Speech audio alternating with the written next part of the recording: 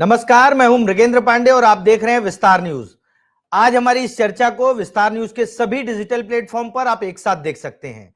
चर्चा का विषय बहुत ही गंभीर है। छत्तीसगढ़ में नक्सलवाद को लेकर जिस तरीके से ऑपरेशन चल रहे हैं, नक्सली भयभीत होकर पत्र लिख रहे हैं, वो बोल रहे हैं कि आप जो है ऑपरेशन बंद करिए, सरकार से रहम की भीख मांग रहे हैं। उस बीच केंद्रीय गृह मंत्री अमित शाह का एक बड़ा बयान आता है। अमित शाह ने कहा कि नक्सलवाद का खात्मा पहले ही हो जाता, लेकिन प्रदेश में जो कांग्रेस की सरकार थी, पूर्ववर्ती 5 साल जो कांग्रेस की सरकार चली, उस सरकार ने नक्सल ऑपरेशन में सहयोग नहीं दिया। ये बहुत बड़ी बात हो जाती है, क्योंकि आज जो परिस्थितियां हैं वो बताती हैं कि नक्सली बैकफुट पर हैं। वो शांति वार्ता चाहते हैं, युद्ध विराम चाहते हैं, लेकिन अमित शाह ने यह भी कहा कि आज युद्ध विराम नहीं होगा। ऑपरेशन जो चल रहे हैं वो चलते रहेंगे, चाहे नक्सली कितना भी गिड़गिड़ा लें। खास बात यह है कि छत्तीसगढ़ के बस्तर में अब शांति लौटने वाली है और अमित शाह ने यह संकल्प भी दोहराया कि मार्च 2026 तक एक बार फिर नक्सलवाद जो है प्रदेश से और देश से पूरी तरह साफ हो जाएगा। आज इसी विषय पर चर्चा करेंगे। सबसे पहले आप हमारी ये रिपोर्ट देखिए, फिर हम अपने मेहमानों से मिलवाएंगे।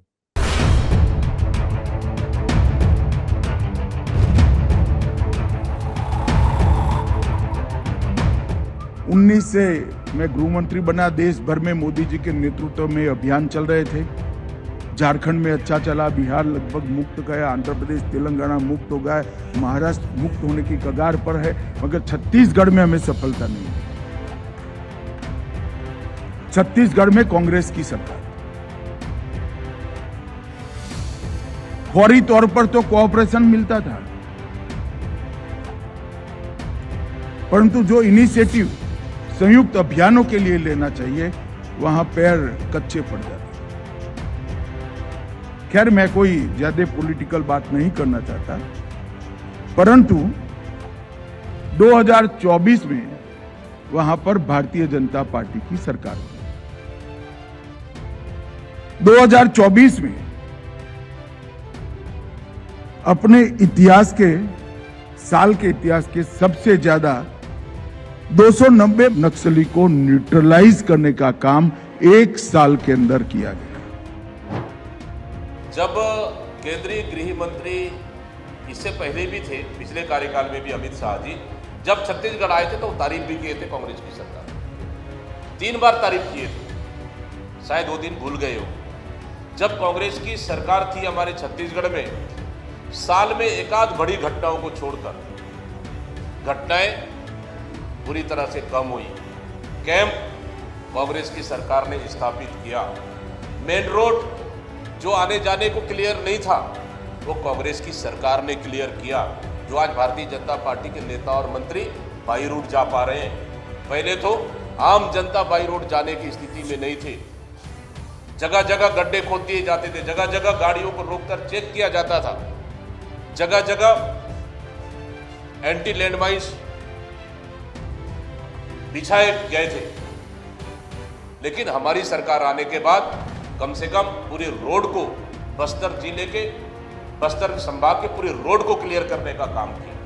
और तो और रोड से कम 30 से 40 किलोमीटर एरिया को पूरी तरह से क्लियर करने का काम कांग्रेस की सरकार में हुआ है। ये भारतीय जनता पार्टी की सरकार में नहीं हुआ है। आज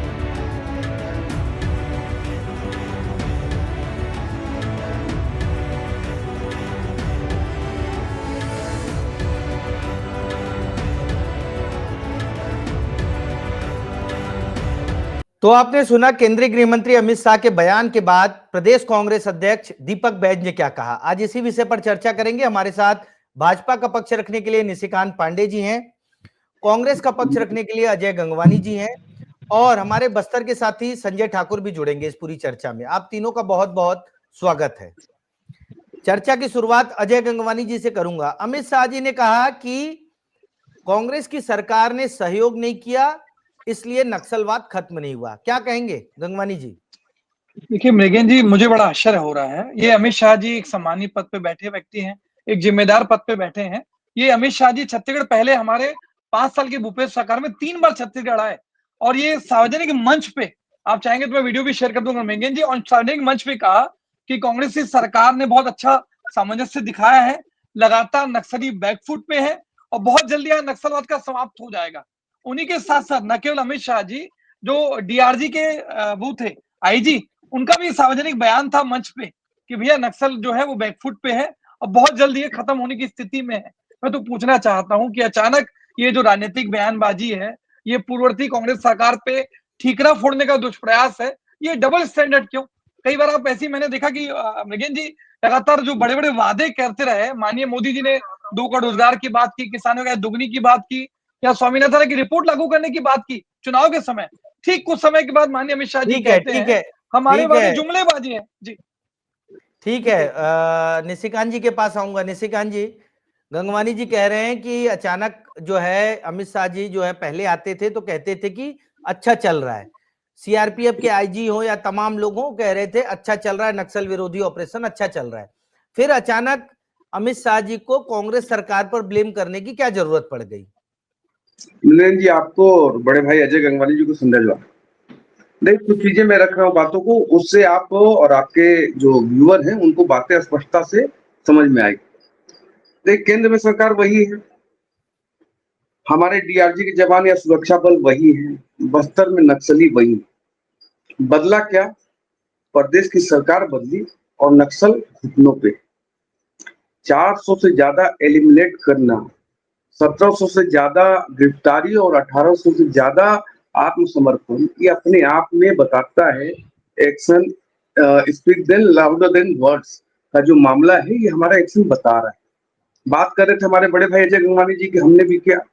देखिए मृगनयन जी, मैं एक बहुत बड़ी बात बोल रहा हूँ कि ये सुरक्षा बल की आत्मबल जो है सुरक्षा जवानों का, या केंद्र की सरकार या राज्य सरकार का समन्वय है, और जो हमारा मतलब टेक्नोलॉजी है उसका सर्विस है, बहुत बहुत सारी चीजों का समन्वय है। साथ ही साथ केंद्र से और कई राज्यों से कांग्रेस का सत्ता जाना, वामपंथियों का सत्ता से समाप्त होना, ये भी एक महत्वपूर्ण विषय है इन नक्सल के राज को समाप्त करने का।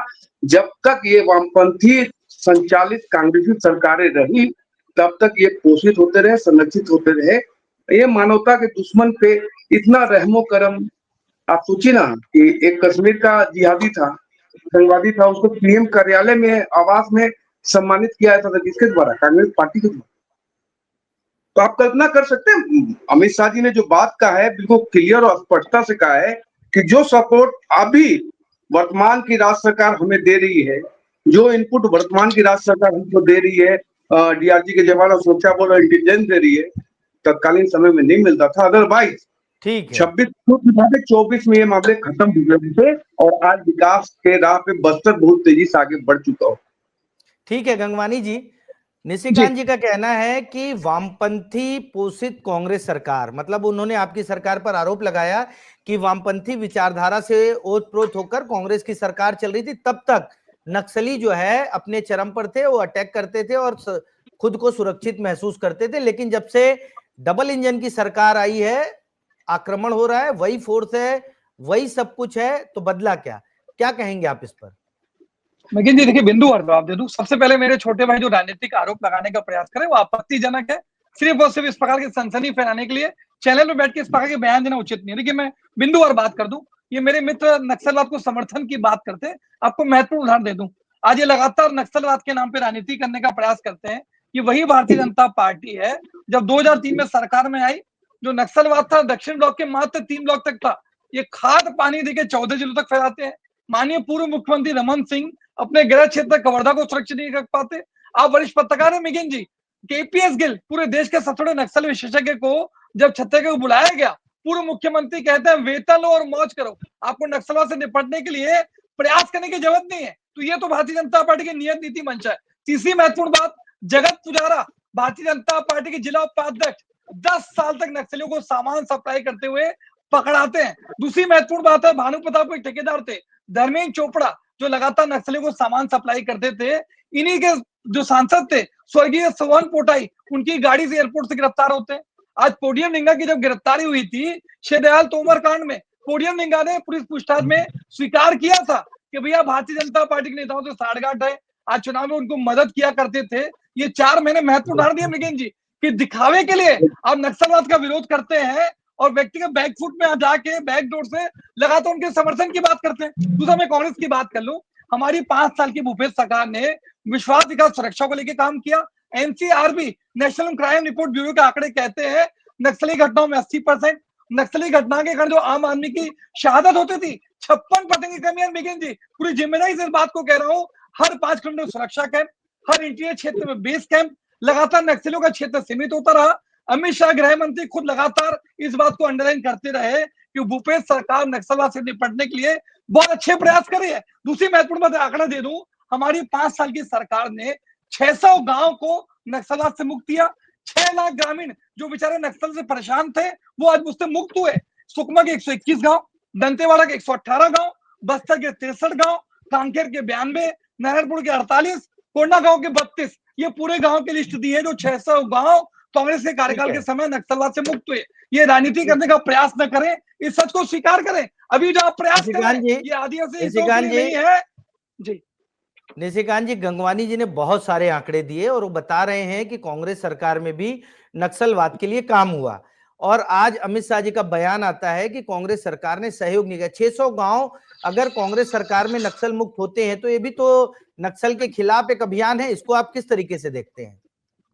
मृगनयन जी देखिए, मैं एक चीज स्पष्टता से रख रहा हूँ। हम अजय गंगवानी जी ने 2003 से बात की तो मैं भी 2003 से बात करता हूँ कि छत्तीसगढ़ का दुर्भाग्य रहा कि जब प्रदेश में भाजपा की सरकार रही तो केंद्र में उसी वामपंथी के समर्थित अपोजिट सरकार रही लगातार, और जिन्होंने बिल्कुल एड्रेस तक करने मैं डिस्टर्ब नहीं कर रहा हूँ। 2013 से 18 आपकी डबल इंजन सरकार थी, मैं कुछ नहीं बुरा कंप्लीट कर लीजिए। आप सुन लो ये 2003 से बात कर रहे हैं तो यूपीए की सरकार थी 2014 तक, और यूपीए फर्स्ट में वामपंथी पार्टियां भी साथ थी।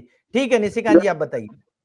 4 से 14 तक जब सरकारें इनकी रही, आप देखिए इंटरनल सिक्योरिटी हो या एक्सटर्नल सिक्योरिटी, कैसे कैसे चीजें पूरे देश में होती रही, लगातार होती रही। और ये बात कर रहे हैं, एक दो नाम ले लिया, जगत पुजारा तो फलाना तो ढकाना, बड़े बड़े नेता अजय गंगवानी जी, दिग्विजय सिंह, नक्सली हमारा हमको समर्थन करे, हमको वोट करे ताकि भाजपा की सरकार को उखाड़ फेंकना है, नक्सली हमारा समर्थन करे।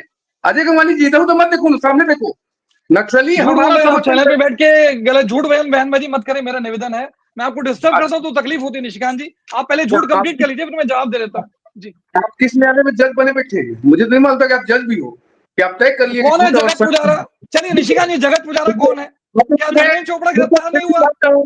दीदी माई देख लीजिए, लव कुमार रायडू, पेखन कांगड़ा 91 लाख की फंडिंग करते हैं। जिम्मेदारी से इस बात को कह रहा हूँ, जवाब देते मेरे छोटे भाई। कौन है पेखन कांगड़ा? कौन है लव कुमार रायडू? कौन फंडिंग कर रहा है बता दीजिए नक्सलियों के नाम पे। अभी तो मतलब जुक्ति रस पे पैर रखा, इतना बिलबिलाने की आवश्यकता क्या है? बात सच बोल ही नहीं रहे निशिकांत जी, आप कंप्लीट कर लीजिए, पहले कंप्लीट कर लीजिए। आप जज बनिएगा ना बाद में, पीएससी के माध्यम से बने होंगे शायद। मैं आपका झूठ पकड़ूंगा, आप कंप्लीट कर लीजिए पहले। ठीक है, आपको जो पकड़ना है पकड़ते रहो, मुझे मेरी बात रखिए। निशिकांत जी आप बात रखिए, फिर मौका दूंगा मैं गंगवानी जी आपको।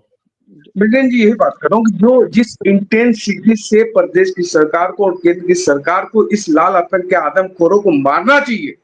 आपको याद होगा जब पहली सफलता हमको कांकेर में मिली थी, यही बुझे हुए दीपक आके कहे कि ये फर्जी एनकाउंटर है, बिना किसी से चर्चा किए। ये क्या होता है मालूम? ये जो सफेद कॉलर लोग हैं या अर्बन समर्थित लोग हैं, वो आके इनको घोषित करते हैं कि गलत हो गया। आप सुरक्षा बलों को हत्यारा बोलने से भी नहीं चूकते। क्या ये जो कांकेर की सफलता मिली, या पूरे देश में या पूरे प्रदेश में जो सफलता मिलती है, भारतीय जनता पार्टी या कोई विधायक, मंत्री, नेता, मुख्यमंत्री जाके गोली चलाता है? हमारे जवान हाथ में जान लेके आपकी और हमारी सुरक्षा के लिए काम करते हैं। लेकिन दुर्भाग्य है देश का कि आतंकवादियों के लिए रात को 2 बजे को कोर्ट खुलवा लेते हो आप, लेकिन देश की सेना पर आप सवाल उठाते हो कि सबूत दो, चाहे पहले कोई भी घटना हो, एयर स्ट्राइक हो, कुछ भी होता है, इनको सबूत चाहिए। मिलन जी, मैं कहता हूं कि क्या हम आंख बंद करके भारत की सेना या देश के जवान या डीआरजी के जवान सुरक्षा बलों के साथ खड़े नहीं हो सकते? आप उनको हत्यारा बोलते चाहिए, जवानों के साथ खड़े होना चाहिए। हमारे साथ संजय ठाकुर जी भी जुड़ गए। संजय ठाकुर जी, आपसे एक पहली प्रतिक्रिया लूंगा। केंद्रीय गृह मंत्री अमित शाह ने कहा कि कांग्रेस की सरकारों ने ठीक से समन्वय नहीं बिठाया, जिसके कारण नक्सलवाद है। आप लगातार नक्सलवाद को पिछले 10-15 साल से बस्तर में देख रहे हैं। आपको क्या लगता है, कांग्रेस सरकार में काम नहीं हुआ और अभी जो सरकार काम कर रही है, दोनों को देखते हुए आप एक संतुलित विश्लेषण करिए। देखिए, अमित शाह ने जब कल ये वो भाषण दे रहे थे, वो लगातार एक बात कह रहे थे कि मैं पॉलिटिकल बात नहीं करूंगा, और ये कहते हुए वो लगातार ऐसी बातें कर रहे थे जिससे कांग्रेस की नाराजगी जो है वो हो सकती है। लेकिन देखिए, अगर इस पूरे नक्सल मोर्चे की बात की जाए तो कांग्रेस और बीजेपी दोनों ही पार्टियां जो है उन्होंने बहुत दर्द झेला है। कांग्रेस ने झीरम कांड में अपनी पूरी की पूरी नेतृत्व खोया है। वहीं बीजेपी की अगर बात करें तो उनके विधायक मारे गए हैं। इसके अलावा कई ऐसे दसियों नेता हैं जिनकी नक्सलियों ने हत्या की है। ऐसे में बहुत ही गंभीर एक ही मामला हो जाता है। इसमें हम अगर बहुत बड़ा टर्निंग पॉइंट देखें, क्योंकि दक्षिण बस्तर एक ऐसा इलाका था जो नक्सलियों का सबसे मजबूत गढ़ था। इसमें खास तौर पे बीजापुर और सुकमा जिले के बॉर्डर के जो इलाके थे, इस इलाके में नक्सलियों की बटालियन नंबर 1 सक्रिय थी, और इस इलाके में जब भी फोर्स जाती थी, फोर्स को बड़ा नुकसान झेलना पड़ता था।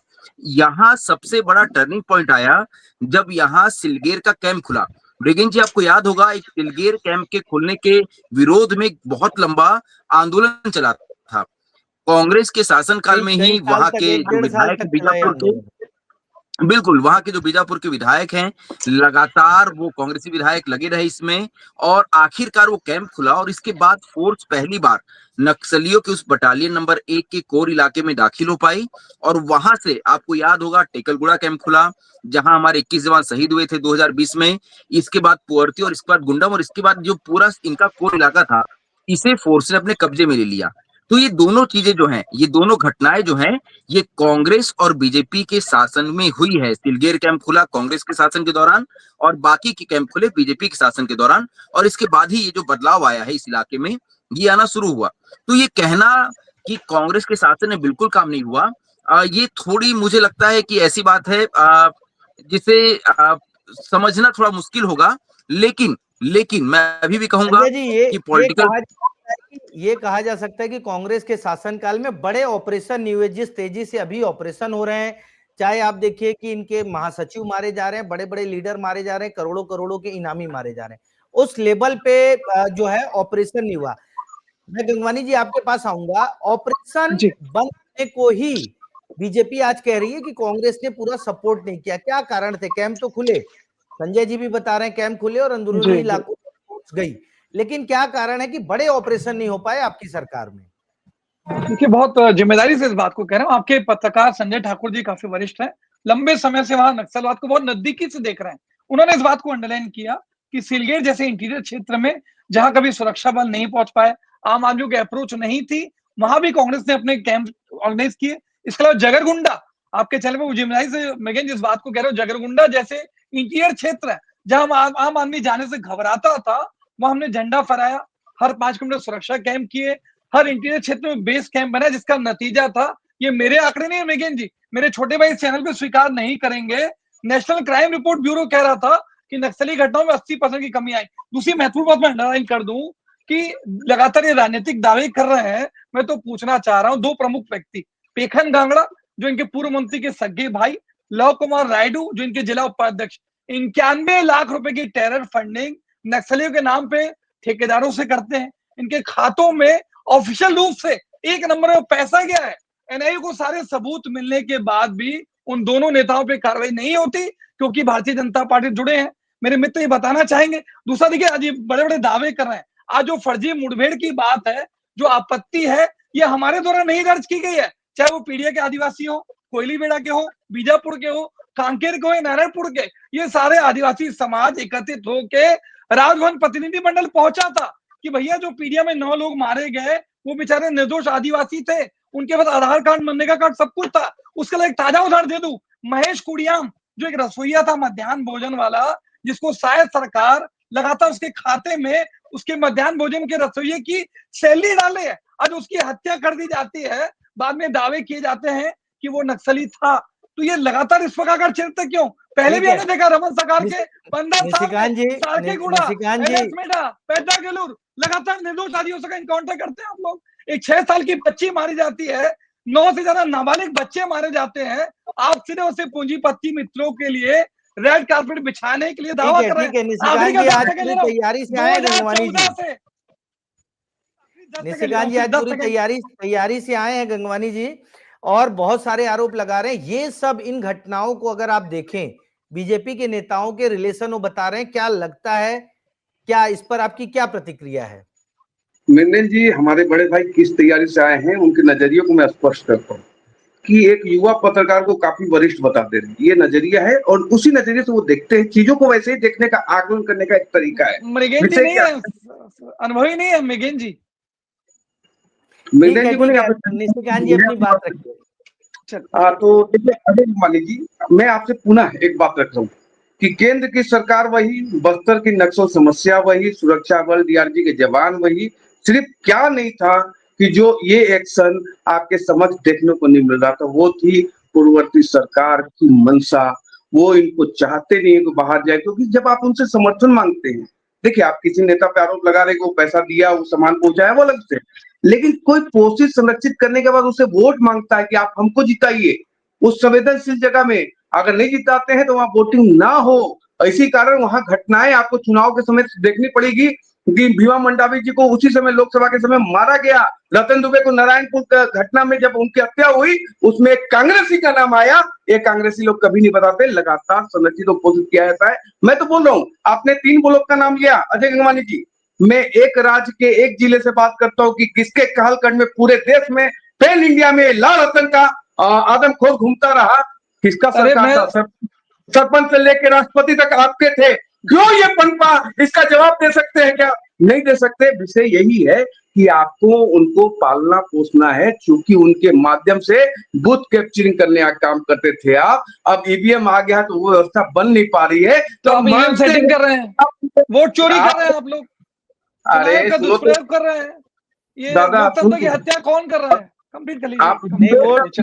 वोट चोरी पर किसी और दिन बात करेंगे निशिकांत जी, लेकिन मेरा ये सवाल है, आप कह रहे हैं नक्सलियों का कांग्रेस ने समर्थन किया और उसका फायदा चुनाव में लिया, लेकिन बस्तर में सफाया हो गया, 12 में 8 सीट बीजेपी जीती है। संजय जी आपके पास आऊंगा, क्या आपको लगता है कि ये पूरा मामला पॉलिटिकल है और कांग्रेस नक्सलियों के समर्थन के बदले उनको बचाती रही है? तकनीकी कारणों से संजय ठाकुर जी हमारे साथ नहीं है।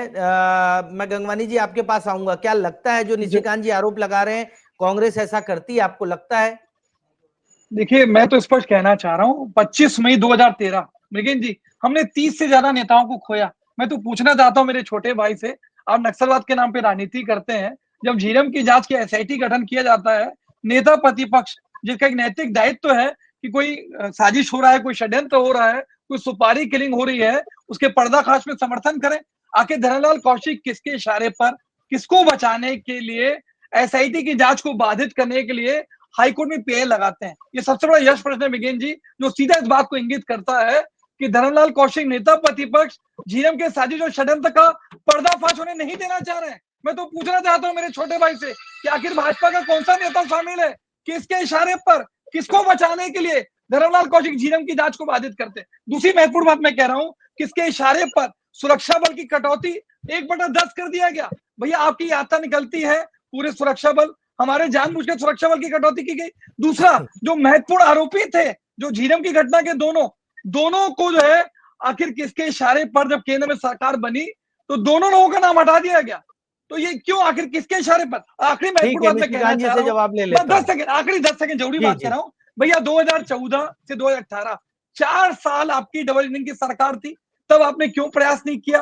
क्यों नक्सल को जड़ से नहीं उखाड़ फेंका? अभी 2.25 साल, अभी 2.25 साल हुए मृगेंद्र जी, 6 महीना और बचा है, मार्च 2026 के टारगेट की बात करते हैं, मतलब ये दावा कर रहे हैं कि 2.25 साल में छत्तीसगढ़ में नक्सलवाद जड़ से खत्म कर देंगे। तो भैया जब 2014 से 18 डबल इंजन की सरकार थी, तब क्यों तमाशा देखते रहे? क्यों बैकडोर से समर्थन करते रहे? आपके लता उसेंडी, विक्रम उसेंडी के घर पे नक्सली साहित्य प्रिंट किए जाते रहे, उनके घर में खाना निशिकांत जी से जवाब ले लेते हैं, निशिकांत जी जवाब दे दीजिए। देखिए हमारे बड़े भाई ने इन्होंने कहा कि 14 से 18 क्यों नहीं किया आपने? अब बताइए, ग्राउंड तो बनाना पड़ता है ना। आपने इतने सालों से एक्टिवेट कर रखा अपने स्लीपर सेल को, तो इतने बड़े क्या किया? सुनने में कोई समस्या है क्या? Good speaker should be a good listener. Good यार, स्पीकर मुद्दों पे बात नहीं कर प्लीज चलिए सुनिए मेरी बोलिए, बात। मुद्दों पे बात करें। जी जी, सुजीत पटेल, मुद्दों पे ही कर रहा हूँ, आपके ऐसा फालतू बात नहीं करने आता। मैं मुद्दों पे बात करो, रुकिए मुद्दों पे ठीक है, बात ही नहीं ठीक है, कर रहे हो, निशिकांत राजनीतिक जी, बयानबाजी कर रहे हो बस। निशिकांत जी करिए, आप बात करिए। देखिए 2014 से लेके 18, 2014 से लेके 24, आप देखिए 10 सालों में केंद्र में सरकार थी ना, 7-7 दशक तक थी। आतंकवाद से लेके नक्सलवाद, नक्सलवाद से लेके जेएनजी भी पैदा किए ना, कर रहे हैं ना तमाशा। ये महिषासुर आप ही को नोचेंगे, किसी और को नहीं नोचेंगे साहब। हमारी सरकार हर अराजक तत्वों को इसी प्रकार एलिमिनेट करती रहेगी। यासीन मलिक को पीएम आवास में बुला के सम्मान करने वाले लोग हमसे सवाल पूछते हैं, नैतिकता हो तो थोड़ा आईना देखिए, गर्व होगा कि नहीं होगा, शर्म जरूर आएगी। विषय यह है कि जिस इंटेंसिटी से प्रदेश की सरकार और खास करके विजय शर्मा जी जो इनिशिएटिव लिए, मिलन जी, आज तक आपने देखा एक युवा गृह मंत्री मोटरसाइकिल पे, ये जेस्चर क्या बताता है? ये जेस्चर बताता है कि तुम गिड़गिड़ाओगे, तुम भीख मांगोगे और हम कहेंगे चल हट, छुट्टा नहीं है, अगर तुम्हें बात करनी है तो समर्पण करके आओ, अदरवाइज बेलेट की भाषा समझते हो तो ठीक, बुलेट हमारे पास मेक इन इंडिया का है, यहाँ ठोकेंगे और लाल मगर जी 10 सेकंड दीजिएगा, 10 सेकंड बस। 100% साफ करेंगे। जिस प्रकार कांग्रेस साफ हुई है, लाल आतंक भी साफ होगा, नक्सल भी साफ होगा और बस्तर का विकास होगा, ये सुनिश्चित है, तय है। ठीक है, गंगवानी जी, आप आपको जवाब देना चाह रहे हैं, फिर आगे बढ़ता हूं। बस आखिरी के 10 सेकंड, मैं तो पूछना चाहता हूं, जी, मेरे जी। मित्र चैनल पे इस बात को स्वीकार नहीं करेंगे कि 2014 से 18 आप ईमानदारी पूर्वक प्रयास नहीं करते हैं। अचानक जो है ना, ये आप नक्सलवाद की समाप्ति का जो दावा कर रहे हैं, जो प्रयास है, मैं तो स्पष्ट रूप से उदाहरण दे दूं आपके चैनल पे, बेलडेला 1A और 1B अपने पूंजीपति मित्र आर्सेलर मित्तल को 50 साल की लीज पे दिया आपने। बेलडेला 1C रुंगटा स्टील को 50 साल के लिए। कांकेर की हाल अद्दी खदान आपने सागर स्टोन को दे दी।